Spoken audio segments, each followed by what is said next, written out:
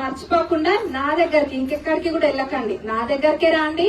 నేను ఆ చర్యలు తీసుకుంటా అని చెప్పినా తీసుకుంటా కూడా. మీరు మటుకు మీ జేబులోంచి రూపాయి ఇవ్వద్దు. మరి కాంగ్రెస్ ప్రభుత్వము ఇదే పూర్తితో ముందుకెళ్తుంది. ఇంకేమైనా పెండింగ్ పనులు ఉన్నా గానీ తప్పకుండా నెరవేరుస్తుంది కాంగ్రెస్ ప్రభుత్వము. ఇప్పుడే కాదు, ఏ సమస్య ఉన్నా గానీ నేను మొదటి నుంచి చెప్తున్నా, ప్రచారం రోజు నుంచి చెప్తున్నా, ఏ సమస్య ఉన్నా గానీ నేరుగా మా దగ్గర రాండి. మీ బాధలు తీరవడానికే మేము ఉన్నాము. ప్రజాసేవ కోసమే ఇక్కడికి వచ్చినాము.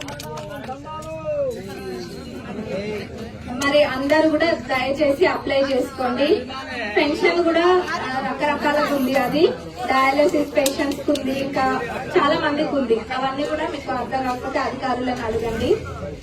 ఇంకా ఎవరైనా కూడా లాస్ట్ మినిట్ దాకా చేయని వాళ్ళు ఉన్నా కానీ నిజంగా వాళ్ళకి చాలా అవసరం ఉందని అంటే దాన్ని కూడా డెఫినెట్ గా ప్రభుత్వం దృష్టిలోకి నేను తీసుకెళ్తా. కానీ మీరందరూ కూడా టైం ప్రకారం చేయండి దాన్ని. మనము ఇంకొకటి ముఖ్యమైన విషయం ఏంటంటే, నేను అప్పుడు చెప్పినా, ఆనాడు చెప్పినా, ఇప్పుడు చెప్తున్నా, మనము పార్టీలు చూడం.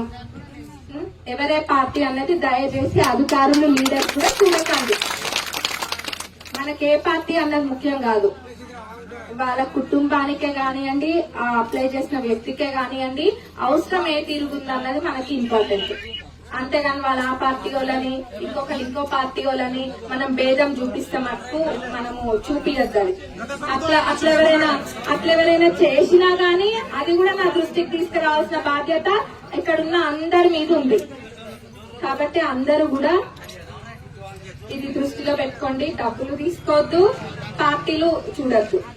అర్హులైన వాళ్ళని మట్టుకు చూడాలి. ఇవన్నీ కూడా వెరిఫై అయితే తప్పకుండా మరి కాంగ్రెస్ ప్రభుత్వం అన్ని కూడా అమలు పరుస్తుంది. మళ్ళీ కలుద్దాం. Subscribe us and press the bell icon for more interesting updates.